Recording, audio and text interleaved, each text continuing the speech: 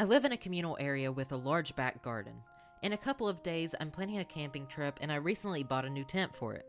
I wanted to make sure everything was in working order, so I decided to set it up in the garden for a quick test run. It was pretty late when I started, around 11:30 p.m. Fiddling with the tent took a little bit longer than expected, but eventually I got it all set up and I was ready to take it down again and head inside. That's when I saw them. Just as I turned to leave, there was a figure in all black, completely standing still, watching me. I started walking toward them, slowly, unsure if I should say something, but before I could make up my mind, the figure turned around and began running away from me. I didn't call after them, I didn't speed up. I just kept walking, a chill growing in my spine. The figure turned the same corner that I needed to take to reach my front door, but when I rounded the bend, nothing. They were completely gone. I got inside quickly, locked the door behind me, and stood there thinking about what I had just seen.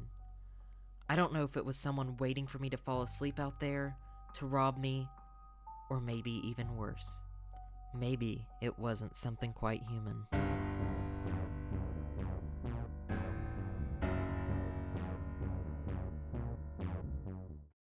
I would prefer to keep my name anonymous for this story, but let me get straight to the point.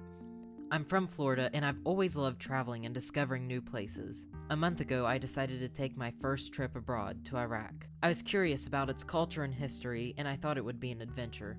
Unfortunately, it turned out to be my first and last trip overseas.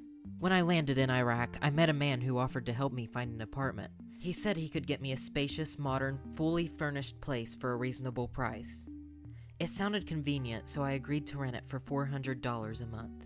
After a long day of walking around the city and soaking in new sights, I finally reached the apartment late at night, completely exhausted. I'd read somewhere that people in Iraq would often sleep with their rooftops open during warm nights to enjoy the fresh air, and I thought that would be such an interesting thing to try, so I grabbed a mattress, carried it up to the roof, laid it out, and fell asleep almost immediately. I was so tired at the time that I didn't notice anything around me, until about 4 hours later when something woke me up. I opened my eyes and felt this strange chilling feeling that I wasn't alone. I looked around in the darkness and, to my horror, saw half of a man's head peeking over the edge of the neighboring rooftop. He was just sitting there, completely still, staring straight at me. His breathing sounded slow and oddly cold, and there was this faint, unsettling smile on his face. It was so dark that I couldn't see his full face or even his skin tone clearly. I froze in place, unable to move or even think straight for a few seconds. Finally, after some time, my instincts kicked in. I jumped up, grabbed my phone, ran down the stairs, and locked myself inside. My hands were shaking as I called the local police and told them that someone was spying on me from the next rooftop. I filed a report, and about 2 hours later, the police went into the man's place. They found him drunk, holding a knife. He was apparently planning to come over and attack me while I slept. When the police questioned him, he tried to twist the story and said that I was the one who had threatened him and told him I'd break into his house. He turned out to be mentally unstable and dangerous. That night, I stayed awake, grateful that I had woken up in time.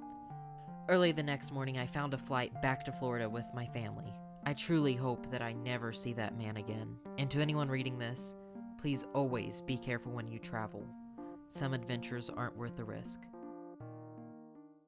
Before I start this last story, I want to make sure everyone realizes how important it is to watch your kids late at night. It doesn't even matter if you think you're in a safe neighborhood. Watching your kids is always important. This incident just happened, involving my 11-year-old son and 2 of his friends who were 10 and 14.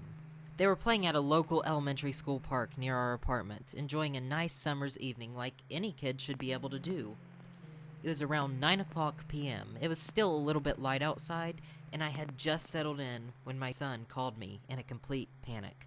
When I picked up the phone, he told me that a man was chasing them, jumping fences, and physically trying to catch them.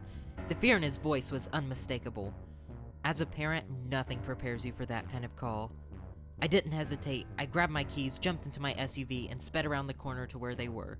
I stayed on the phone with my son, trying to reassure him while hearing the chaos unfold in the background.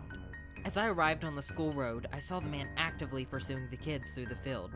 I did what any protective parent would do. I drove towards them, not hitting them directly, but close enough to stop the chase. I jumped out of my vehicle and confronted him face to face. He was clearly intoxicated. I demanded to know what he was doing, using some not-so-polite words, and made sure he understood how serious this was. He never offered much of an explanation, just mumbled and eventually took off down the block.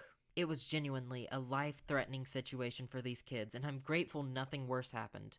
But the emotional impact is real, and I won't let this be swept under the rug. This kind of behavior, especially in a public place meant for kids, is completely unacceptable.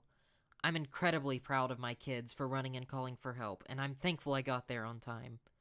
Let's look out for one another, stay informed, and make sure our parks remain safe places for everyone.